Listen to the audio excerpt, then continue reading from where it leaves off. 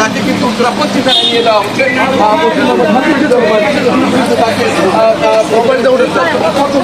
আমি এই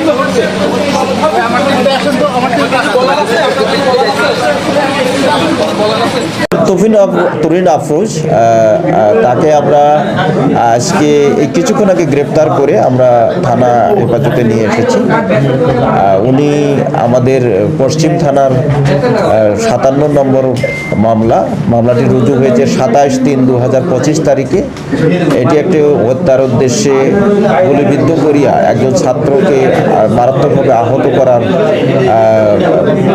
প্রেক্ষিতে মামলাটি রুজু হয়েছে। ছাত্রটির নাম হচ্ছে জনাব আব্দুল জব্বার, বয়স হবে 21 বছর।